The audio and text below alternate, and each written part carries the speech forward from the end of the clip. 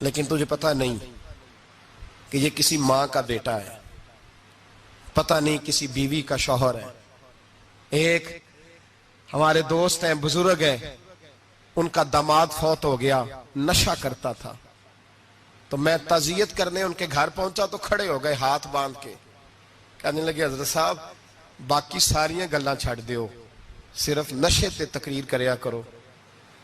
वो जब जीता था तो तब भी उसके बच्चे यतीम ही थे, यतीम ही थे। मेरी बेटी जब मेरे घर आती थी और मैं अपने पोतों के उतरे कपड़े उसे पहनने को देता था तो मेरा कलेजा फटता था। और मेरी बेटी उसकी जिंदगी में भी बेवा की जिंदगी गुजार रही थी। वो मेरी बहुओं के उतरे हुए कपड़े पहनती थी। कोई दुआ करो, कोई जलसे करो, ये लत खत्म हो जाए। और कहने लगा अब मेरे वो चला तो गया है, दादा दादी इसके पहले कोई नहीं, चचा है कोई नहीं, जब तक तो मैं जिंदा हूं इन नवासों को कोई रोटी का लुकमा, कोई कपड़ा मिल जाएगा। लेकिन सोचता हूं मैं बूढ़ा हूं, मर गया तो इनको कोई पूछेगा भी नहीं, कौन इनकी खबर। इतना जुल्म इस कौम से, इतनी ज्यादती। और आराम से लिखकर लोग गुजर गए कि ये 70 लाख है, इनका दर्द तो समझो, तकलीफ तो समझो। 7 फुट का सोना जवान और नशे का आदी है तो किसी नाली में पड़ा हुआ है। और मैंने कहा उस कौम के साथ इससे बड़ा भयानक मजाक क्या होगा। कोई दानिशवर था बड़ा जालिम, उस जालिम से कोई मशवरा लेने आया, उसने आके कहा तू बड़ा जालिम है, बड़े कड़वे मशवरे देता है, मेरा एक दुश्मन है, मैं उससे बदला लेना चाहता हूं, मेरा दिल करता है उसका बच्चा कत्ल कर दूं ताकि वो तड़पे। तो जालिम ने कहा उसे कत्ल न कर, वो तो उसका बाप 2-4 महीने रो के चुप कर जाएगा, फिर मैं सख्त सजा देना चाहता हूं, मशवरा दे। तो उसने कहा उसके बच्चे को नशे पे लगा दे, जिसका बच्चा नशा करेगा वो बाप रोज मरेगा, रोज जिएगा, वो मां रोज मरे जिएगी, नशे पे लगा दे। इस कौम के साथ सबसे बड़ा जुल्म ये हुआ कि मिल्लत का जवान नशे पे लग गया, ड्रग्स पे लग गया। इतने तबाह हालात हुए कि जवान चढ़ती जवानियां, अम्मा ने किताब दे के भेजा था और कॉलेज से वापस आए तो नशे के टीके हाथों में पकड़े हुए, टीके। और आपके इस मुल्क के इस्लामाबाद में एक दिन मीडिया ने वो खबर भी वायरल की और वो चीज भी दिखाई लोगों को। 3 महीने का बच्चा लेके नशई सड़क पे आ गया, उसने कहा मेरा नशा खत्म हो गया, मेरा बच्चा खरीद लो, 2 पुड़ियां दे दो। तो वहां बीबियां जो सुन रही थी वो भी चीखे मार के रो रही थी। ये जुल्म किया इस कौम के साथ। और करप्शन की लानत ने इजाजत दी सप्लाई करने वालों को कि गली गली भेजे, गली गली। इन्होंने कुछ थोड़ा जुल्म नहीं किया इन हुक्मरानों ने। और हमारी ओपोजिशन, उसको न सिर्फ इतना पता है कि ये जाए और हम आए, इससे ज्यादा कोई गर्ज नहीं। भाई करप्शन के खिलाफ निकले हो तुम, नशे के खिलाफ किस दिन निकलोगे, जुए के खिलाफ किस दिन। कौम तो मर रही है नशे से, इसके खिलाफ मैदान में कब आओगे। सिर्फ इतना है कि ये जाए और हमारी बारी आए, इससे ज्यादा कुछ नहीं। जितने मुजरम वो है उतने ही तुम बनते जा रहे हो, इसलिए कि असल बात पर ना वो आते हैं और ना असल बात पर ये आते।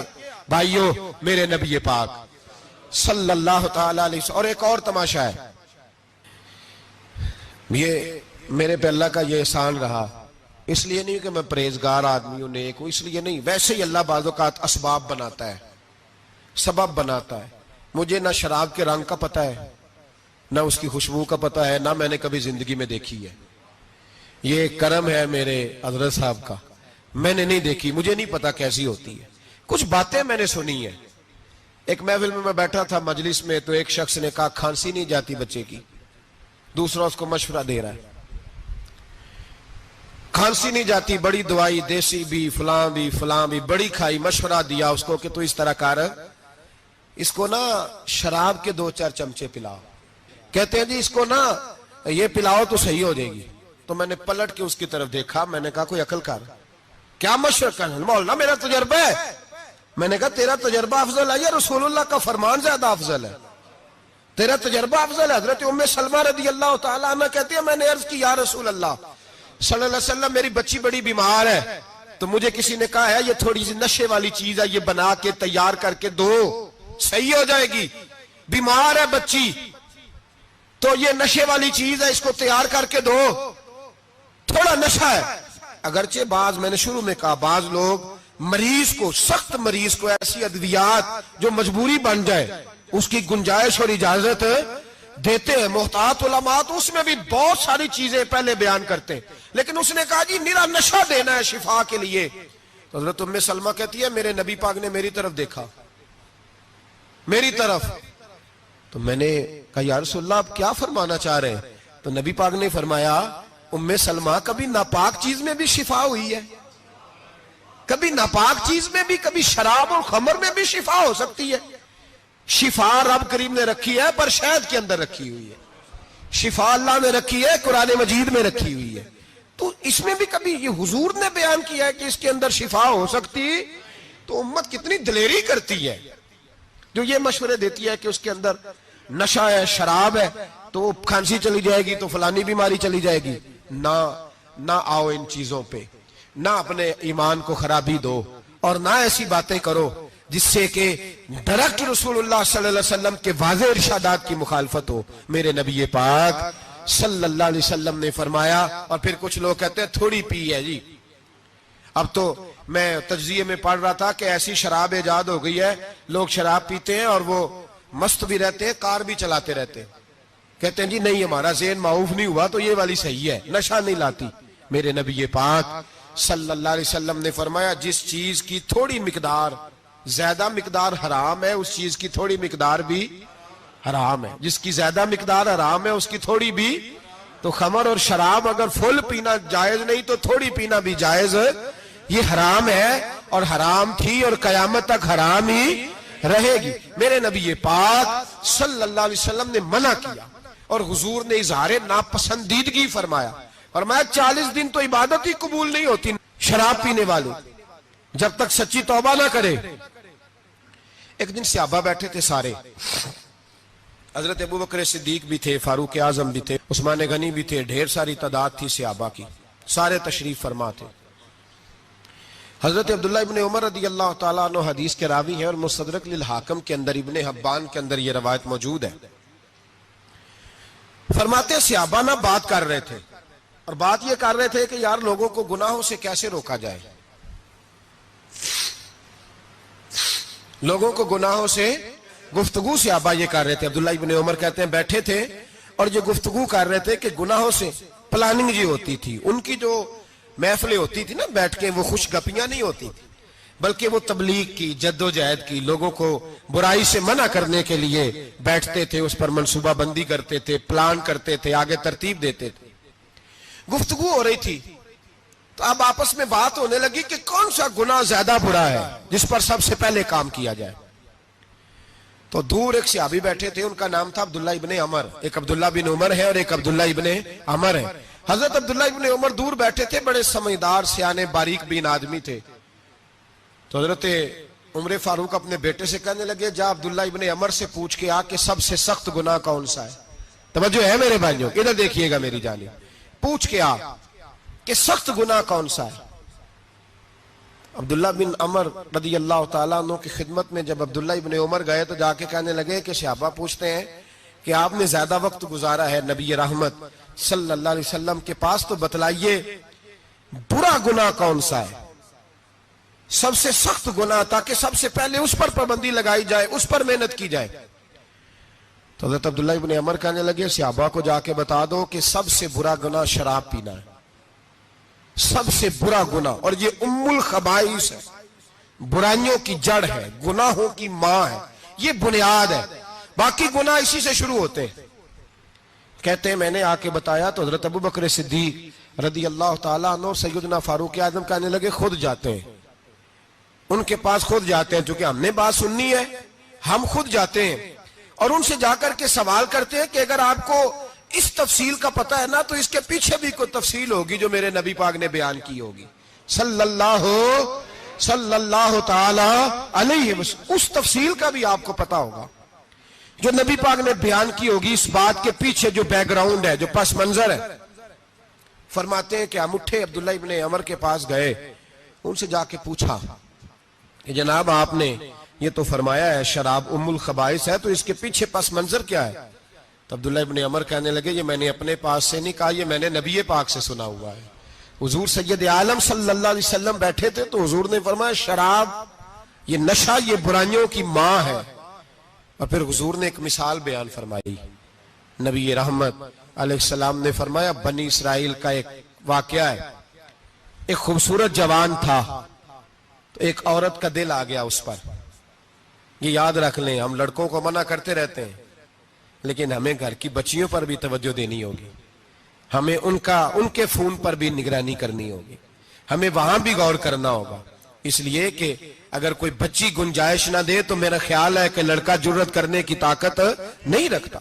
तो वहां भी उनकी अम्मा से कहे कि पाबंदी लगाए, बच्ची किसी का मोबाइल लेकर के कहीं उसको इस्तेमाल तो नहीं कर रही, इस पौधे पर भी तवज्जो दे, दरख्त बनने से पहले इसकी भी निगरानी करें, यह भी बड़ा जरूरी काम है। औरत का दिल आ गया तो नबी पाक अलैहिस्सलातु सलाम फरमाते, उसने कोई बहाना लगाया, किसी को कहा कि उस नौजवान को बुला के लाओ, उसको कहो कि हमने कोई गवाही लेनी है तुझसे। वो नौजवान आया, एक कमरे में दाखिल हुआ तो अगले कमरे में ले गए, वहां दाखिल हुआ तो उससे अगले कमरे में ले गई, वो दाखिल हुआ तो इसी तरह 7 मुकफ्फल कमरों में ले गई। मेरे करीम रसूल, मेरे महबूब पाक अलैहिस्सलाम फरमाते, सहाबा को समझा रहे हैं मीठे लबो लहजे में, फरमाते जब सबसे पिछले कमरे में ले गई तो एक लड़का बंधा हुआ था वहां रस्सियों से, शराब का प्याला पड़ा हुआ था। और बीबी कहने लगी, कोई गवाही शवाही नहीं लेनी, तुझे इसलिए बुलाया है कि तेरे ऊपर दिल आ गया है, अब मेरे साथ मुंह काला कर। तो वो जवान कहने लगा, नहीं, मैंने अपने नफ्स को पाक रखा हुआ है, मेरी नजर भी पाक है, दिल भी पाक है, और उसकी बरकत यह है कि रब ने मेरी रूह को भी पाक रखा हुआ है, तो मैं ये हरकत नहीं कर सकता। पाक लोग पलीत कामों की जानिब तवज्जो नहीं करते, मैं ये हरकत नहीं कर सकता। इकबाल ने अपने बेटे को दुआ दी थी, उसने कहा था, हया बाकी नहीं है जमाने की आंख में, खुदा करे कि रहे तेरी जवानी बेदाग, खुदा करे कि रहे तेरी जवानी बेदाग। कहा मेरे साथ मुंह काला कर, उसने कहा मैं नहीं करता। कहने लगी, चल फिर इसको कत्ल कर, इसको मैंने बांधा हुआ। उसने कहा मैं कत्ल क्यों करूं, मेरी क्या दुश्मनी है। कहा फिर शराब पियो, कहा मैं शराब भी नहीं पीता। तो कहने लगी, अब तो मैंने तुझे अपने चुंगल में फांस लिया है, अब तू यहां से बच के जा नहीं सकता, और अगर तू बाहर जाएगा तो मैं शोर करूंगी, लोग जमा करूंगी, इसने मेरी इज्जत आबरू पे हाथ डाला है, तो तू बच तो नहीं सकता, एक काम तो करना पड़ेगा। महबूब फरमाते, उस नौजवान ने सोचा कि जिना भी बहुत बड़ा जुर्म है, कत्ल भी बहुत बड़ा गुनाह है, चलो अब मजबूरी है तो शराब पी लेता हूं। लेकिन वो समझा ना कि शराब तो बुनियाद है। उसने एक प्याला जो पिया, कहने लगा एक और दे दो, दूसरा पिया तो कहने लगा एक और दे दो। अब 3 प्याले 3 बोतलें शराब जो पी चुका तो खुमारी चढ़ गई। अब उस औरत के करीब जाने लगा कि मैं तेरे साथ जिना करूंगा। उसने कहा जब तक मैं करीब नहीं आने दूंगी जब तक तू इसे कत्ल न करे। उसने उसे कत्ल भी किया, जिना भी किया। तो महबूब फरमाने लगे, ये कत्ल और जिना जो हुआ है तो ये शराब की वजह से हुआ है। गोया शराब वो जुर्म है जो कत्ल भी कराएगी, जो जिना भी कराएगी।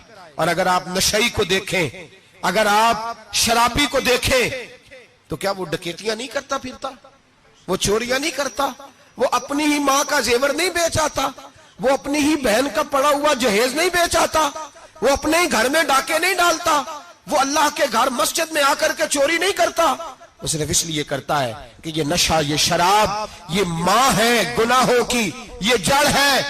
मिल्लत के लोगों याद रखो, इस उम्मत, इस पाकिस्तान के साथ जहां बहुत सारे जुल्म हुए, वहां बड़ा जुल्म यह है कि बहुत बड़ा तबका जवानों का नशे का आदी है।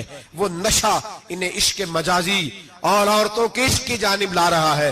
वो नशा चोरियां करा रहा है, कत्ल करा रहा है, डकैतियां करा रहा है। बहुत बड़े जालिमों ने बहुत बड़े हाउस बनाए हुए हैं जिनके अंदर शराब फराम की जाती है, नशा दिया जाता है। मैंने तो ऐसे ऐसे लफ्ज सुने कि इलेक्शन के दिनों में वोट लेने की खातर सियासतदान इन्हें नशा फराम करते हैं, इन्हें बांध के रखते हैं, रोज तुम्हें पुड़िया मिलेगी, वोट हमें डालना। इतना जुल्म, इतनी ज्यादती, इतना जबर, एक इंसान के साथ खेलना।